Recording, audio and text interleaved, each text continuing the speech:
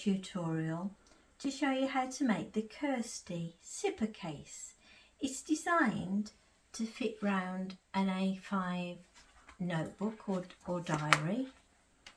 It's got a nice big zipper there so you can pop your phone in, or you could pop your pencils in. It has two pockets there for pens, and it has another pocket there for whatever you'd like to put in it. And this is how you make it.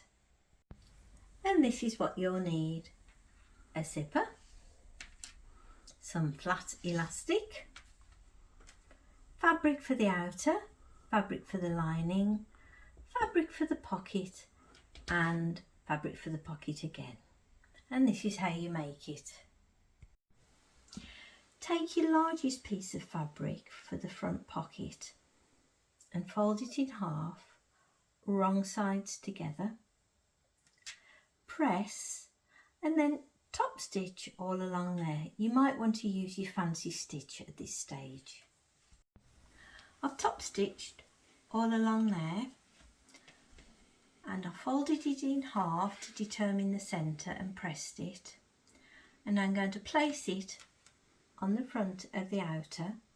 And if you are using directional fabric, make sure that your pattern goes that way down. This is going to be the bottom part. And once you've placed it on, clip it into place. I'm now going to take it to the sewing machine and I'm going to sew all along that crease line there, and this will form the two sections for the pens. I've sewn all along the centre, and I'm going to put this to one side while we work on the other pocket. Take your other pocket piece and fold in half, wrong sides together, so you're looking at the right side, and press and make a nice sharp crease along there. And then we're going to take it to the sewing machine as we did before and top stitch all along there. Once you've top stitched, place the pocket on top of the piece we made earlier, line up all the sides and edges, and then clip along there and along there and along there. I've clipped the pockets into place, and I'm going to take it to the sewing machine and start there, sew all the way down there, tacking it into place. I'm sewing quite close to the edge. We won't see these stitches in the final make. And another reminder, if you are using directional fabric, make sure that your pattern is facing down. This again is the bottom of your bag.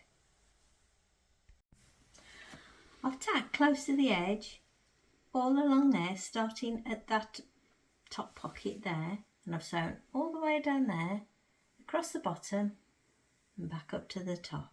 You won't see these stitches in the final make. Now we're working on the back piece of the outer fabric. Fold your fabric in half and press. Open out, and you've got a nice centre line now, and this is where we're going to place the elastic. Take your elastic and place the elastic in the centre of that crease and pop a clip in, and do the same for the bottom. I've clipped each end of the elastic, and now I'm going to take it to the sewing machine and I'm going to tack along there and along there just to hold the elastic in place. Once you've tacked your elastic into place there and there, we'll put that to one side. Now we're going to add the zip.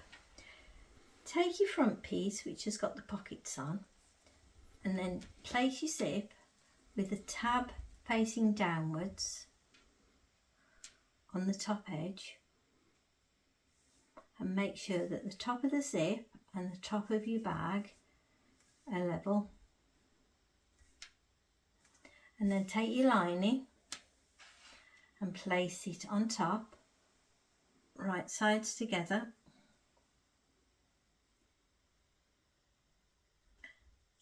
and line up this top edge with the top edge of the zip. and then clip all along there. I've clipped into place, and I'm going to put my zipper foot on and I'm going to sew all along there, attaching the lining, the zip and the outer all together. I've sewn all along there and I'm going to open it out,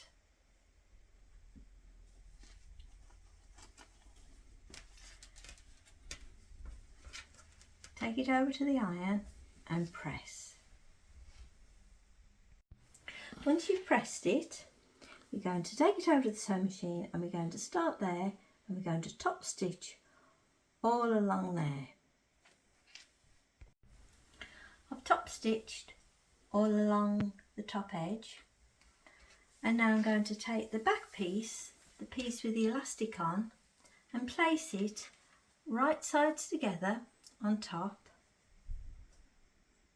and again line up the sides and the top edges so the top of this fabric is on the top of that zip. And when you're happy with that, gently flip it over, take your lining piece and place that right sides together on top, and again line up your edges and this top edge, and this top edge has got to meet the top of the zip, and when you're happy with that, clip it into place.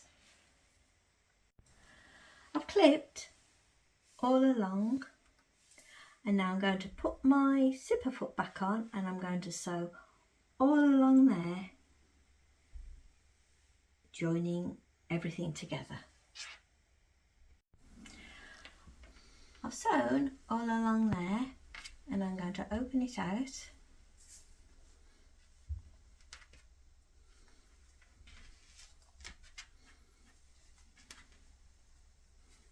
And I'm going to take it over to the iron and I'm going to press it.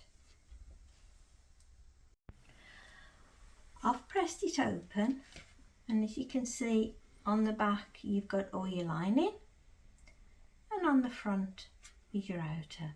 And now I'm going to top stitch all along there as we did on the other side. Once you've top stitched along there and there, open up your zip about halfway and then take your outer pieces and meet them together, right sides together, flip over, and then get your lining pieces and line those up right sides together.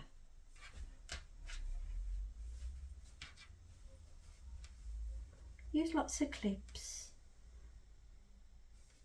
all the way around.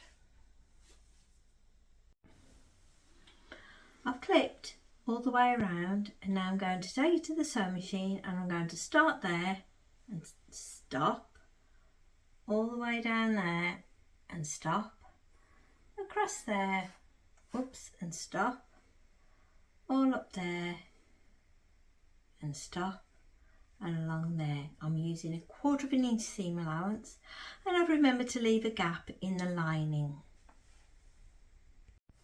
I've sewn all the way around.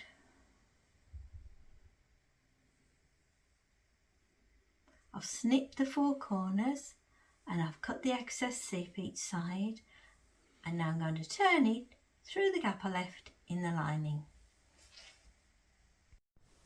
I've turned it the right way, and now I'm going to fold the raw edges in and sew along there, sewing up the gap.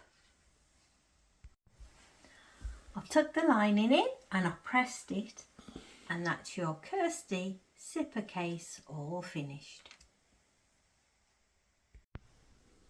I've attached it to my A5 diary. I've popped my phone in, popped my pens in, and that's me ready for my day.